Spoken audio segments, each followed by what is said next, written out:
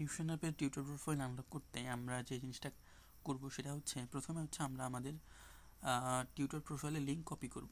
আমরা যে কোনো জায়গা থেকে কপি করতে পারি, এখান থেকে কপি করতে পারবো, অথবা চাইলে এখান থেকেও কপি করতে পারবো, অথবা ডিরেক্ট আমাদের প্রোফাইলে লিঙ্ক ভিজিট করেও কপি করতে পারবো। তো কপি করার পর আমরা আমাদের টিউটর প্রোফাইলের লিঙ্ক, সেটা ফেসবুক হোক বা মেসেঞ্জার হোক বা হোয়াটসঅ্যাপ হোক, যে কোনো জায়গায় শেয়ার করব।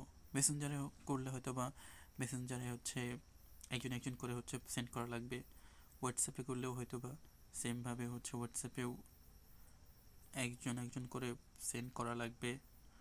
যেমন ধরেন আমি এখানে পেস্ট করব, এভাবে সেন্ড করা লাগবে। আবার অথবা ফেসবুকে করলে জাস্ট হচ্ছে ফেসবুকে জাস্ট পোস্ট, এই লিঙ্কটা পোস্ট করলেই হবে।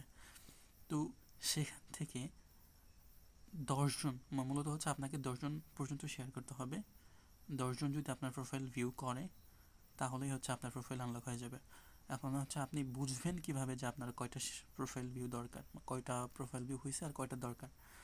তো এখানেই কিন্তু লেখা আছে, এই যে এখানে হচ্ছে দেয়া আছে যে আপনার কয়টা প্রোফাইল ভিউ দরকার, এখানে দেয়া থাকবে বা ভিতরেও দেয়া থাকবে, সব জায়গায় দেয়া থাকবে যে আপনার আরও কয়টা প্রোফাইল ভিউ দরকার সেটা দেয়া থাকবে।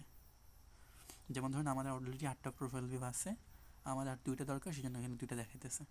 তো এভাবে যখন এটা শূন্য হয়ে যাবে তখন অটোমেটিক হচ্ছে আপনার প্রোফাইল আনলক হয়ে যাবে।